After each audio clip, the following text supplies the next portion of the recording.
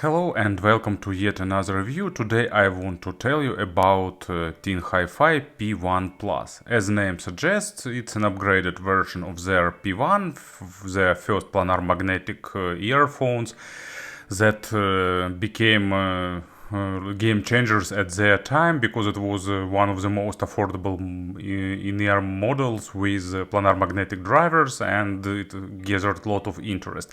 So some time passed. Now there are more such models in different price ranges and tire, and TinHiFi decided to release an upgraded version named P1 Plus.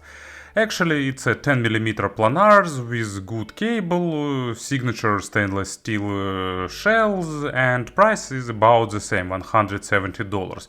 I will add links to the Ensemble shop in the description. And of course, this review should have been appeared much earlier, but due to war in my country, unfortunately I am out of schedule. But still I'm trying to find some time to make reviews periodically while I have such opportunity. So let's talk about this model. As you can see, package is pretty minimalistic, but looks stylish. Black cardboard, nice sense of by touch. Inside of the outer sleeve, of course, as usual, there is inner box, and here is leather case that can be used for organizing earphones, but also here they hold accessories.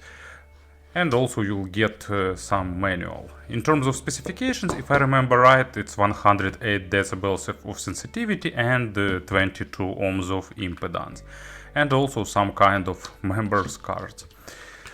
Here are set of tips. You'll get two pair of foams and three pair of silicone tips each. Traditional gray ones and almost white, they are light gray with red stem, so it's traditional set of accessories for modern Chinese in-ear monitors. In terms of design, they are really similar to previous model. Nice stylish shells. Actually, I've read some complaints about fit, but I got zero issues. To my ears they fitting nicely, but of course it's really subjective. You can see that spouts have a pretty noticeable angle, slightly bigger than traditional angle of our ear channels, so probably it depends on your ears, will they fit you or not. As I've said, to my ears they fit nicely and they provide even slightly above average sound isolation.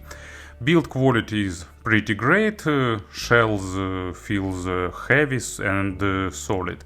There is a lip for holding the tips and protective grill, so all that elements are on their place. Let me put tips back. Cable made replaceable. As you can see here, used MMCX connector. Out of the box it feels really solid too, but how it will behave after about a year of usage, of course, I don't know. So I'm describing situation after 2 weeks of usage. So it's right earpiece, and here is right MMCX connector. Clicks at place nicely, solidly, and holds pretty well. So connection force is pretty decent. Stock cable is nice. It's 5N oxygen-free copper. It's slightly softer than average, not super soft, but slightly softer than average. Nicely braided, looks pretty attractive. You can see it's traditional spiral braiding. Small splitter with chin slider, and underneath it goes down to the regular 3.5mm jack. So as you can see, in terms of exterior, everything is done on a really good level. And of course, about the sound, I've burned them in for about 48 hours, and actually that's the case when I recommend to do that, because during the burn-in process sound here settled a little bit, became less harsh and more balanced. Changes were not drastic, but they took about 20 hours to happen, so if you'll decide to get them, slight burn in for about a day could be a plus. But actually you can start enjoying them out of the box. Difference is not super drastic. In terms of sound, it's definitely the continuation of the P1. It's a planar magnetic earphone, slightly focused on the micro contrast, really coherent in terms of sound and actually trying to be linear in terms of frequency response. That means that you won't get a traditional bass boost, and you'll get the sound that focused more on speed and resolution, not on the weight, not on that representation that traditionally called musical. It's for those who need more audiophilic approach. But at the same time, TinHiFi learned the lessons of the first P1 and they made slight improvement, making them a bit less bright. They are still bright, but less bright compared to P1, and slightly boosting low frequencies.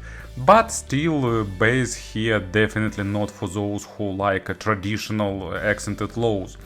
Actually, depth here is pretty nice and impact is also pretty good because resolution is high and low frequencies are pretty punchy and impactful.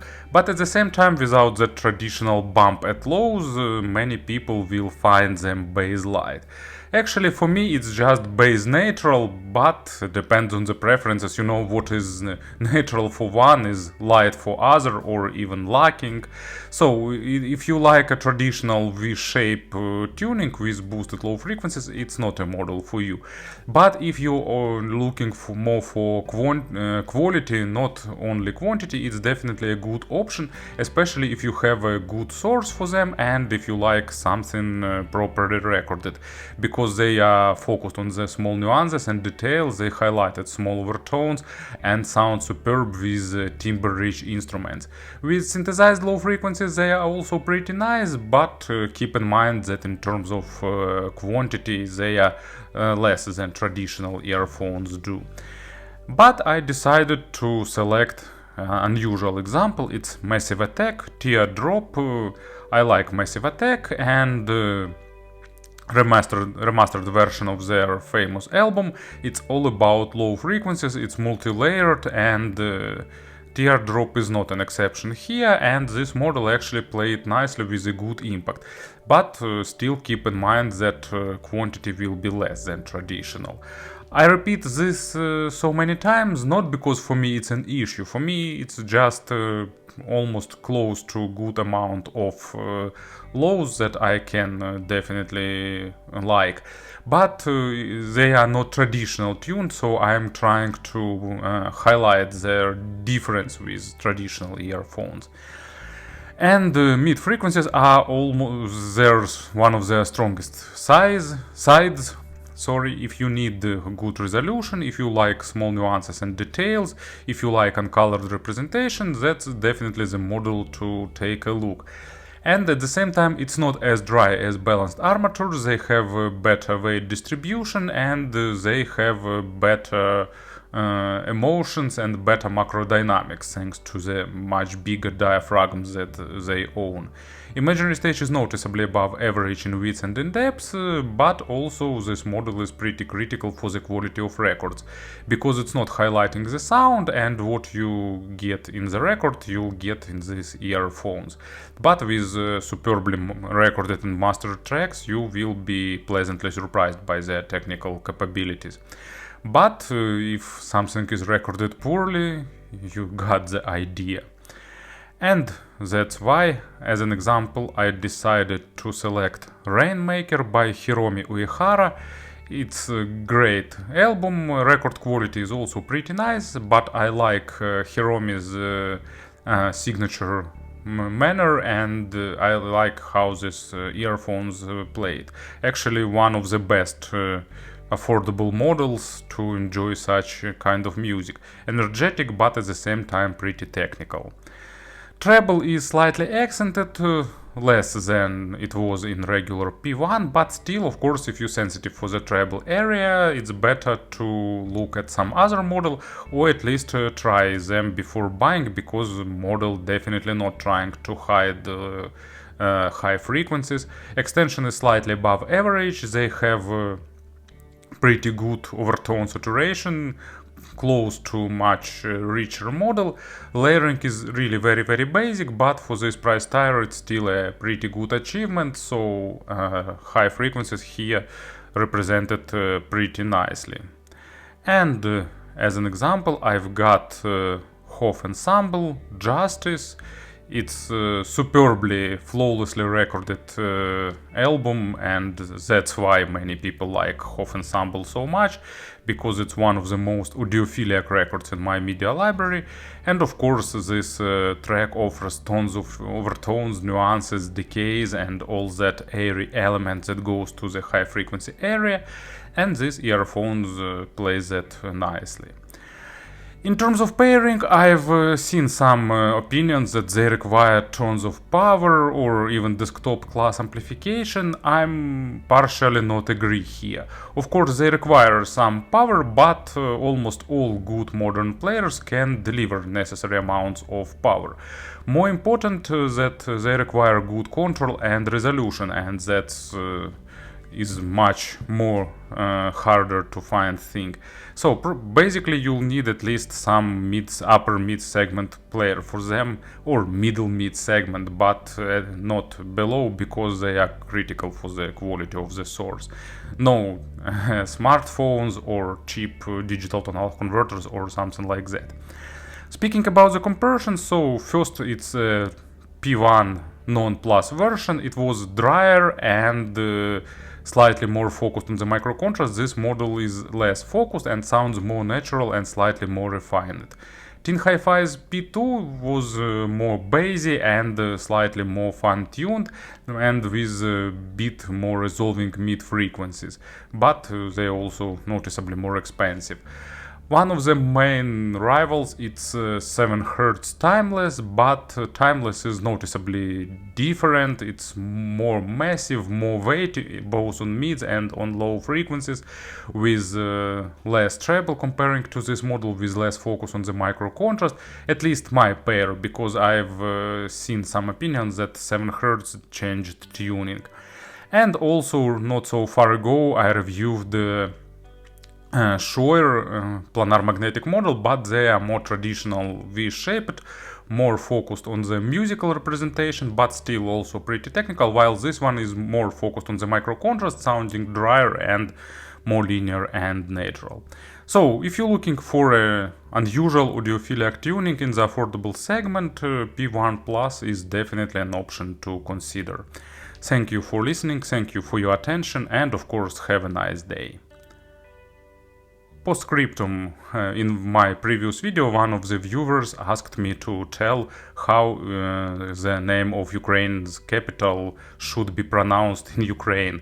Think that we have one vowel that is missing in many other languages, and it's Y.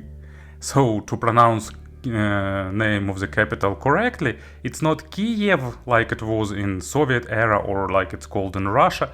Ukrainian name for our ancient capital is Kyiv, so Kyiv.